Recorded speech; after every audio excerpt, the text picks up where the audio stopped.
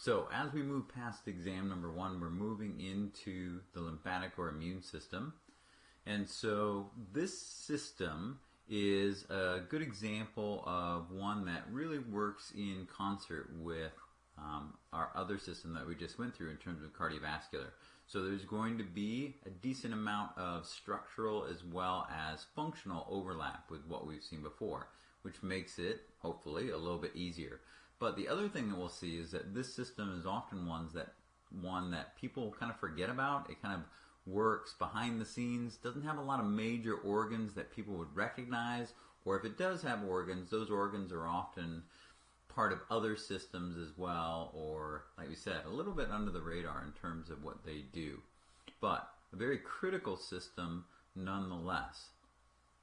Another thing to remember about this system is as we're starting out and we're introducing some of the major organs that contribute to the system, for the most part, this system works at a cellular level. Now we've seen that as well in other systems, right? Because cells give rise to tissues, which give rise to organs, which give rise to organ systems and give them their function. But this one, like we said, is really operating at the cellular level. So a lot of the cells that are inside of this system, different types of white blood cells and defensive cells, etc., are operating on their own, not as intact, cohesive tissues, if you will. So that also sometimes makes it a little bit more difficult for people because we are really covering something that's down at a level when you can't see with the naked eye. And as we were going through it in lab, we didn't have big lymphatic system models where we can go, oh, okay, there's that, and there's that, and there's that, and these are the parts like we did with cardiovascular. So it's just something to consider. That's why we give it a little bit longer in terms of lectures, so we do have a chance to go through and understand it. And one of the things that I try to do with the system as well is try to put, as much as I can, a clear organization to it so that you can categorize and classify, etc.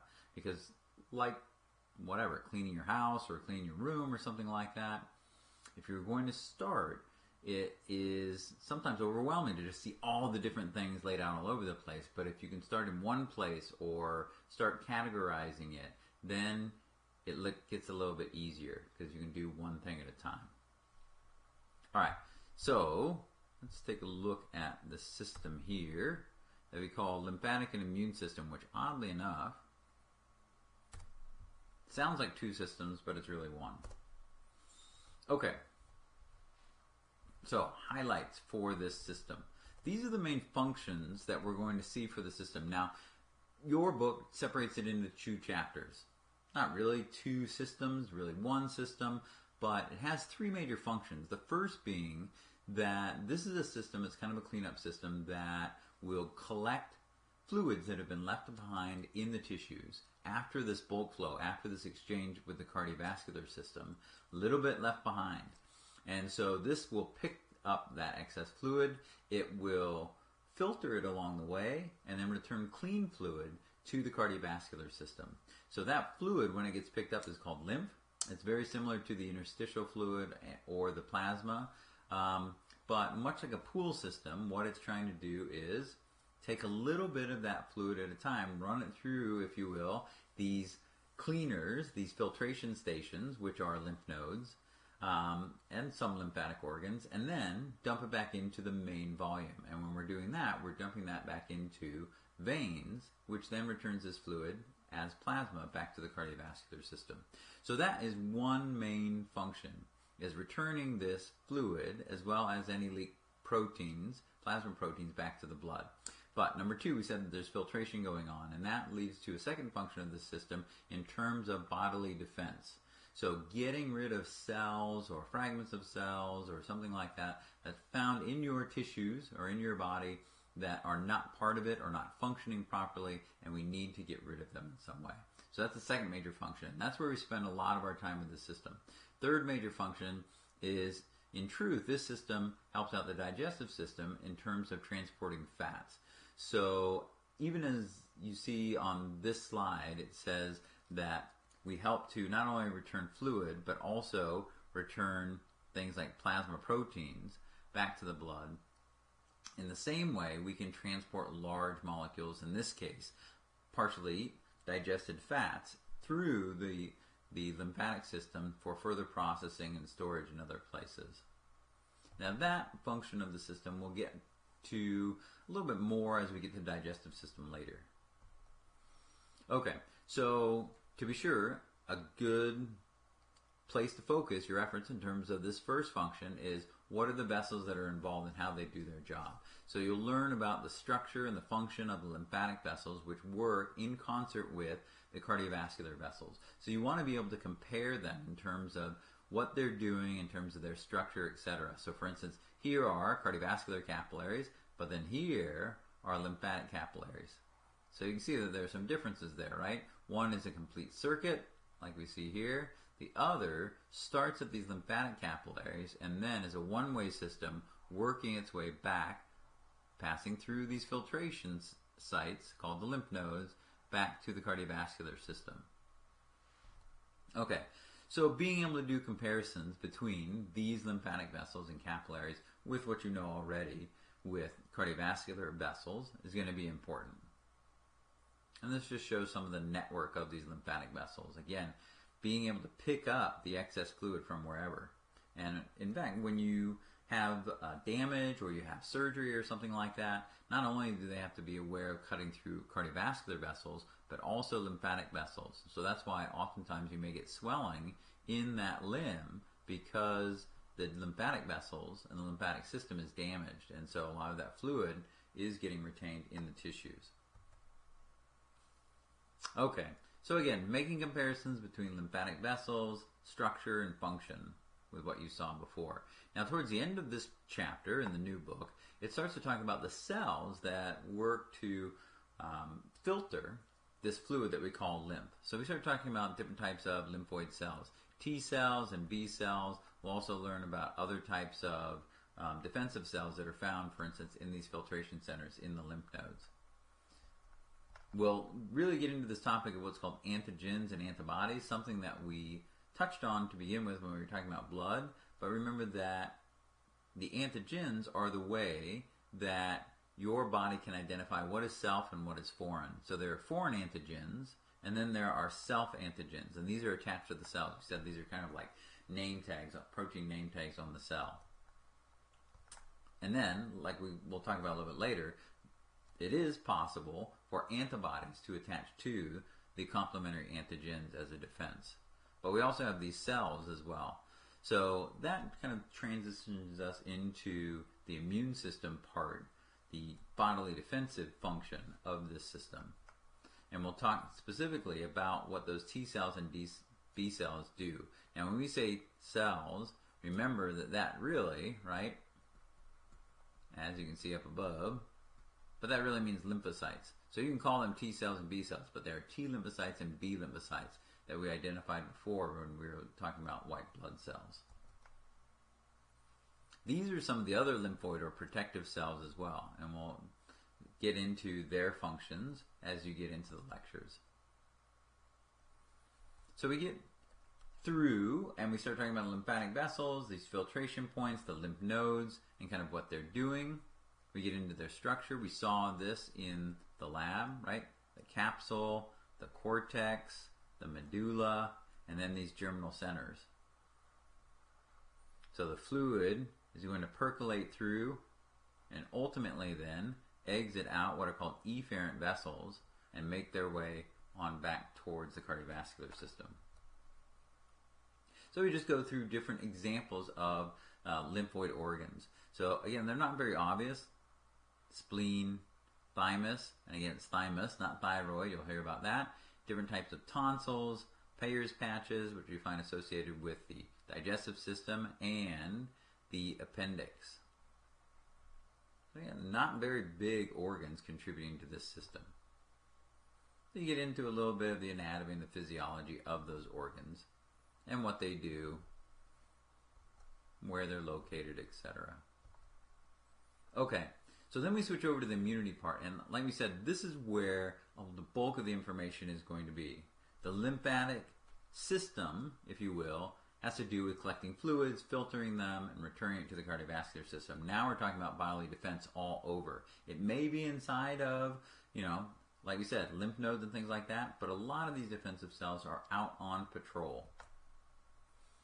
Now here's the organization that I was talking about, right? So you do want to keep in mind the fact that, and I go through a video in the lectures that I think does a good job of showing it, that much like the defense of a medieval castle, or any time, you can modernize that if you want, there are going to be lines of defense, even defending your home or whatever. There's going to be first line, second line, and third lines of defense. So if you have an intruder, these are things that are going to be protecting you. So for instance, first line of defense for your house might be the door with the lock on it. Second line of defense may be that you have a dog or something like that. Third line of defense is you, and you're in Arizona, so you with your weapon, with your gun, trying to protect your house from things that are coming in, trying to get rid of them in some particular way. So there are two distinct defense systems that are working. One's called innate, one that you're born with, and it is non-specific. It doesn't matter what this invader is, these types of defenses are trying to get rid of it. Right? It doesn't have time to like look at its ID and all, interview it and stuff like that. It's just trying to get rid of it. Okay? So these are the innate or non-specific defenses. And they subdivide into first and second line of defense. External, internal, and then after that, we get to what are called the third line of defense, which is basically the adaptive or specific defense system. So this is against particular foreign substances. So not only, when we're talking foreign substances, we're talking about a lot of pathogens, bacteria, viruses, fungi, things like that. And it's not just whether it's a bacterium or a virus, but what particular virus. Is it the Zika virus? Is it just the flu virus? Is it some type of bacteria, Staphylococcus, whatever? So that is what this third level defense is doing. It's very, very specific. It attacks a particular thing, and it remembers it long term to protect you against it in the future. So this graphic does a good job of showing this. So again, this would be first line of defense here. This would be second line of defense here, internal. And these are both innate defenses, generalist, ones you're born with. The adaptive defenses change through time. They're very, very specific. And as they learn these things that you've been infected with, they then have these what are called memory cells to protect you from them a long time. And this is where we get our B cells and T cells, our lymphocytes coming into play. So, bulk of the chapter is just going through different examples of cells and molecules that go into these particular defenses, right? So, for instance, you could say, if you need to be able to give examples of particular cells or molecules in each of these lines of defense, okay? So what are cells and molecules that are in the first line of defense? What are cells and molecules in the second line of defense, third line of defense, etc.? So in some cases, right, you can see the cells are quite obvious. In other cases, when we're talking about molecules, it may be something that isn't quite so obvious. So for instance, there are these chemicals that are called pyrogens, which generate fever, right? Pyro, fire. So that would be an example of a molecule that's part of your second line of defense. So you always want to be, as you're hearing about these things, always be classifying, okay, are we talking first line of defense, second line of defense, third line of defense? Is this a cell or a molecule? And how does this cell or molecule protect me? Okay? So first line of defense are pretty straightforward. Like we said, external, non-specific. Second line of defense, here are some of the different examples that you're going to hear about. Now again, this is for instance a process, but you'll find that there are, for instance, molecules called cytokines in a general way that will produce inflammation as well. There are also chemicals that are released from white blood cells. So for instance, things like histamines that will produce inflammation. So those are examples of molecules. And then proteins are definitely molecules as well. Now the third line of defense, the specific ones, those are the ones where you spend the most time understanding how the T cells and the B cells do their job. The B cells give us what's called humoral or antibody-mediated immunity because B cells produce antibodies, and those antibodies float around in the fluids called the humors. The T cells give us what's called cell-mediated immunity. They have to do specific contact with an infected cell or an invading cell, etc. So I always liken it to, that our B cells are like archers, if you will, right? They don't have to get right down into the fray. They shoot their defenses from way far away, and that those defensive structures, in this case antibodies, do the job. But in T cells, those are like the infantry. They have to go down there and do the hand-to-hand combat.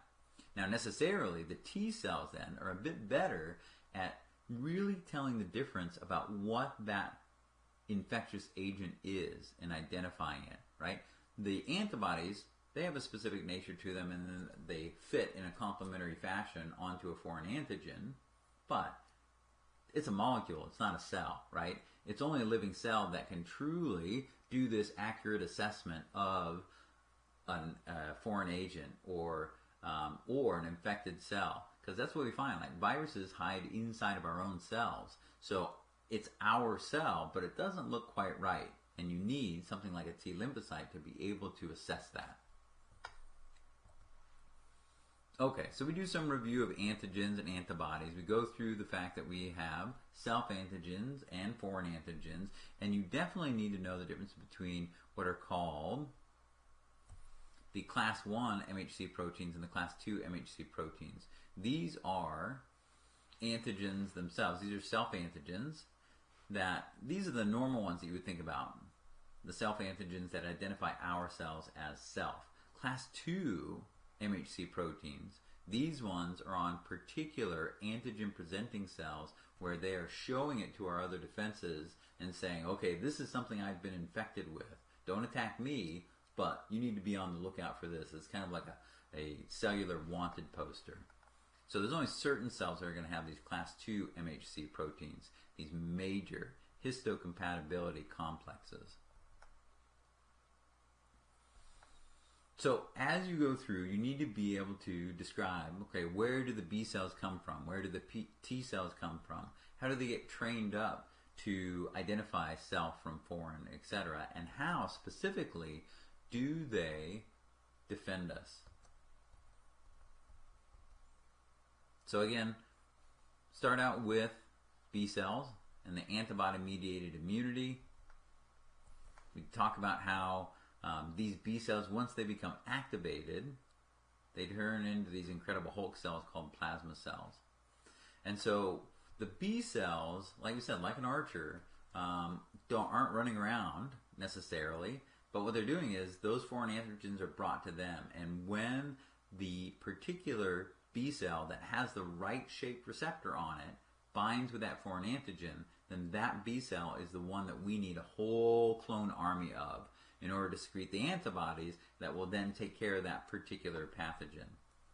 So there is this what's called clonal selection that goes on, where we find the right B cell or T cell that can bind with that particular foreign antigen. So in this case, right here's the antigen. You can see it's round, and if you look at the binding pockets of some of the receptors on these different types of B cells, only this one has receptors that match that shape.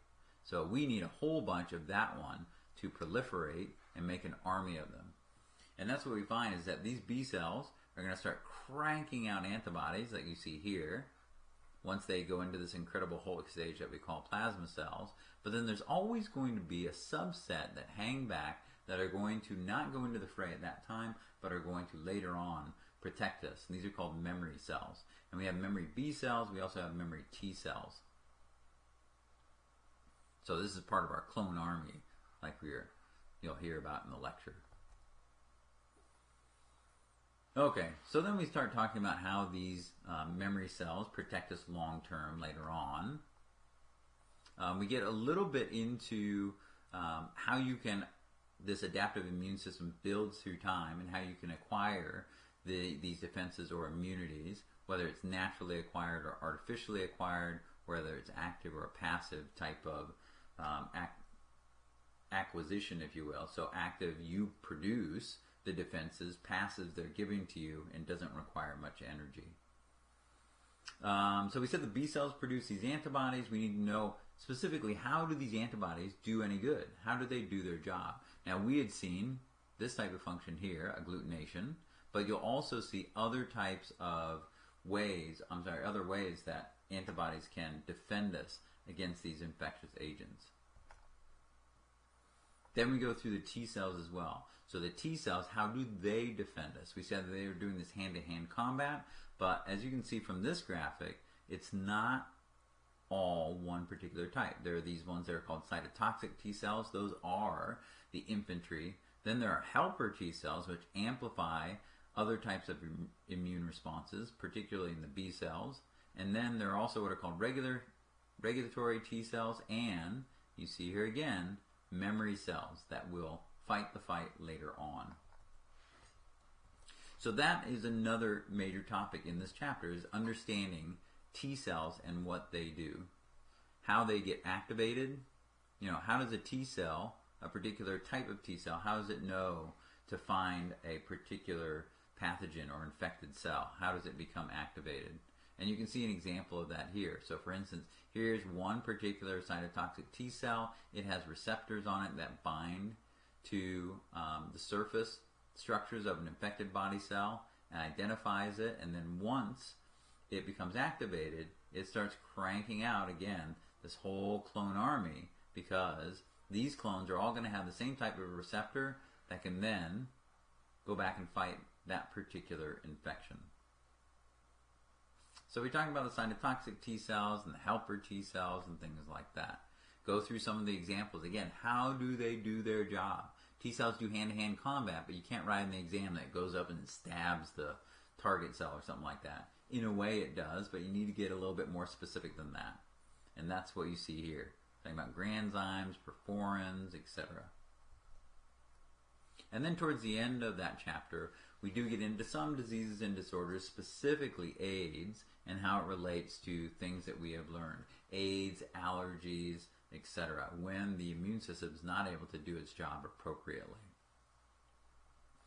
Okay, so that was a little bit longer of our highlight reel, but it is covering a kind of big topic that your book actually separates into two separate chapters: lymphatic system and then immune system, which are overlapping really, but it's a little bit more information that we'll be going through over the next week and a half or so. So that's your highlight reel. Like usual, if you do have any questions, please let me know. Come see me in office hours, send me emails, come see me in the study lab or whatever.